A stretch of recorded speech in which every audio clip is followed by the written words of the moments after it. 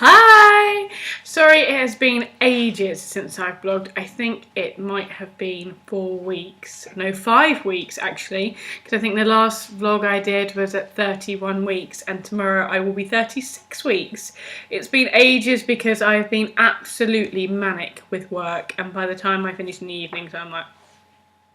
and it wouldn't make any sense to you guys. So I'm now back and hopefully going to be able to update on all the bits and pieces that I've bought and go through some of them with you and give some ideas of things you might need and obviously share my reviews and things and thoughts. But today I thought I would share with you my hospital bag, which I have finally packed like the other night, I think last night or the night before, and given I'm 36 weeks tomorrow, I think it's probably required, as this is a little wriggler, so we have no idea when it's going to come. There's a few bits still to go in there, and it's my bag, it's not baby's bag. Baby's bag is still to be packed. I think if you read my blog, you'll see that I'm still nervous about unpacking and unwrapping new clothes and washing them, just purely because it freaks me that something will get jinxed and there'll be a problem. So my bag obviously isn't so difficult. A lot of the things I put in here have actually come as recommendations from friends, and obviously the bare essentials that you need as well. I haven't put any clothes in because as I'm due summertime, I don't know if it's going to be a nice warm hot sunny day or if it's going to be cool, so I will throw some stuff in really on the day, I think, hopefully. I'll remember to do that. I need to write a list and then we'll be all set and ready to go. So I'll start with one of the most unattractive things you can have, but I have been warned that even if you have a cesarean, which I hopefully won't have to have, but if I do, whatever, gets a healthy baby out, you will still bleed, and a lot by the sounds of things. I think the odd person doesn't have much, but most people have quite a lot of blood afterwards, and for up to like 6 weeks, I think. Some people have it for sort of a week or a few days, some people 3 weeks, and others for quite a long time. Our body's all different. From my last year when I had 2 D&Cs, one I hardly bled for at all afterwards, I think 1 day and just a little amount, like a really light period.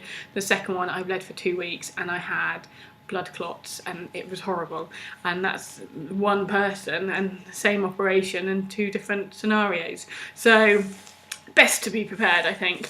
Now these were recommended to me. Tenor is the main brand of these disposable pants, and they're basically, I think, for incontinence. However, they apparently are very successful with the whole bleeding issue.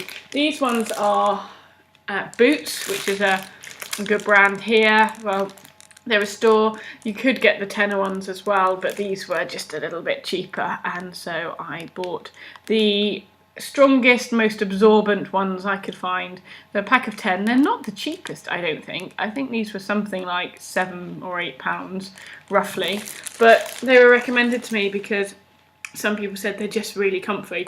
Other people have said that they didn't like them, but I thought I will buy them, and then I've got the essential sanitary pads as well. Here they are. I'm not quite sure why I've got such a big wad of them, but just in case. And these are like super duper strong ones, Always, which is a brand I always like, with the little wings, so they actually stay in your pants and don't move all over the place. So I've got these as well, and I have packed a stack of old pants because if you bleed through and stuff and you just want to throw them away, I don't think it's particularly nice. Everyone says it's used either buy cheap cotton pants or use some old ones, so I've got a selection of old pants, whichever will fit around my bottom on the day. Then on to nicer stuff.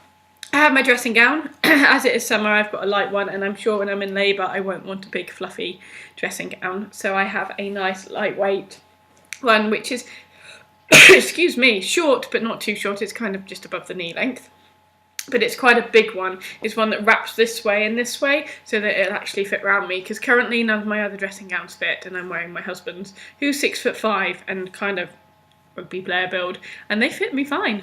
It's the only time I can get away with it. The rest of the time he moans. And then I'm hoping to have a water birth, so I have a bikini. Obviously the bottoms probably won't be needed at all, may obstruct baby, but I have a top. It's a tankini, and it's got a support in it, So I have that ready for the pool, although I have many friends that have said they have it all and they just go in completely naked because they couldn't care less, which will probably be me at the time, but I have it in preparation just in case. I then have a hairbrush, obviously, for afterwards, because I'm sure I won't be brushing my hair. Now this little device is a fan, and it's a very comical fan. We were on a ferry to Jersey when we went for our baby moon, and I got really hot and it started to make me feel a bit seasick, and so I sent my husband off to get me some, like, one of those travel fans, and he came back with this. Apparently this is all they had. It lights up. I don't know if you can see the brightly coloured lights on it, and it did have M&Ms in the bottom, but it keeps you cool, it works, so I'm going to have that for hospital because they often seem to be really warm. I then have my toiletries bag, and in here what I have done is decanted little bottles of this is my shower gel, this is my shampoo, and this is my body moisturiser. So I have those. I then use Neal's Yard, I think I've shown you before, facial wash, but I went for their facial wipes because I thought these would be really nice to use. Even when you're in labour, just to wipe your face and make it feel clean. So I've gone for those instead of trying to have the wash. I do need to add a flannel, I've just thought about, into my bag. I haven't added that yet. I then have 2 types of nipple cream. One is the Laneige No Lanolin. This has been recommended to me by quite a few people. It's quite bright there. You can see that. That's apparently very good stuff.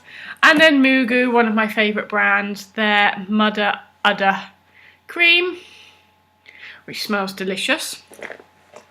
Then someone said to me, instead of, when you get warm and stuff, having a flannel on your face, then actually a refreshing spray is much better, and the Avene one was recommended to me, so I have this Avene spring water, thermal spring water. So the plan is that husband sprays this in my face. Hopefully it doesn't get in my eyes and God knows whatever else will happen, or I spray it myself. But it's soothing and anti-irritating for sensitive skin, and I think it's a really good idea instead of trying to keep a flannel on your face, especially if you're in the birthing pool and you're sat up or leant forward, it's not going to work. And then we have just toothpaste and toothbrushes in there also. So that's the toiletry bag of the main essentials. I then got very spoilt by my friends last week, who gave me this wonderful Burt's Bees Essential Burt's Bees kit. Here you go. This has in it foot cream, apparently that's lovely, some lip balm, a hand salve, body lotion, and a deep cleansing cream. So I can use this as well on top of the other bits and pieces. I think this will be sort of an after pamper kit after we've had little one. And the lip salve, I've actually already bought another lip salve in one of my pockets here, just the bog standard Nivea one, because everybody says gas and air makes your lips really dry. So we have lip salve to hopefully solve that and prevent that from happening. And I have packs of tissues, just in case. I'm always blowing my nose anyway, anyone that knows me can tell you that. And then the breast pads, because apparently you can start leaking straight away. You might not leak for a few days, but who knows. I think the worst thing would be to leak and have a soaking wet bra and be most uncomfortable. Now, I haven't got a nursing bra in here because I actually wear a nursing bra all the time. I didn't bother with maternity bras. I've shown you some of mine that I've got. I've got a new one coming. It's in cream and black, I think. So once I get it, I'll show you. But I wear those all the time, so I don't bother needing to pack another one because I'll already have one with me, which I'm sure will get stripped off very quickly when we get to hospital. And fingers crossed into the birthing pool. I'll have my assessment this week to make sure I can go in the midwife-led birthing centre to make sure I'm not high risk or have any issues. So looking forward to that. Fingers crossed it will go well. Now, I think you probably want to see my bump that has grown. It's quite low still. I don't think, my mother kept saying, oh, it'll move up, it'll move up. It still hasn't moved up. So we're still relatively low, and often I'm getting sharp pains sort of down one leg. And last night it felt like little one was trying to stab its way out of my cervix. It was quite painful and I had to stand up. But here we go. Here's camera. We're still quite pointy, as you can see. Oh, the dog is in the picture as well. We're still quite pointy, sticking out the front. And there we go. Quite round. I still have not grown at all really up here. I should show you my upper body part. These have grown obviously, but here I've still got a tiny back. I just have this very big bump out the front, which I'm quite proud of, if I'm honest. It's good. I had my measures and I'm measuring all on track. I was measuring a week ahead, but now I'm measuring on track. And I think baby is in the right position. Its bum is apparently out here, legs over here, and head is down. They did have to check that several times today to make sure. I'm not sure whether it's either got a huge bottom, which with its father as its parents is not surprising, or it's got a big head. I'm not sure, but they were a bit confused if it was definitely the right way around, but then they found its limbs today and it was all fine. So fingers crossed to plan. So 36 weeks tomorrow. Excited, just hoping it doesn't go 2 weeks over, so that would mean I'd have another 6 weeks, which seems like a long time at the moment because I just want this baby safely in my arms. Just worry about obviously things going wrong. Not worried about the birth, probably should be, but I'm just quite excited about it really. I'm going to listen to my hypnobirthing CD and try and get some of the relaxation techniques and work with it. I will probably fall fast asleep as soon as I switch it on because I'm getting tired a lot more now. But enjoying every minute of it a bit more now, just keen to get there. I've got lots of other bits and pieces to show you guys, which I'm going to try and do with my iPhone really and the camera on that, because some of the stuff I can't move. But I've got different baby carriers and we've got our changing mat now, and we got a few bits of clothing, not many because I came out at £7.14 and my husband came out at £10.8, so we don't know what size this baby's going to be. I think newborn should fit it, but if it's over £10 it's 0 to 3 I think, so we've kind of just got the basic essentials, and the plan is to order as soon as it arrives or send the other half out. I'm sure we'll have enough stuff, and everyone says people give you stuff anyway.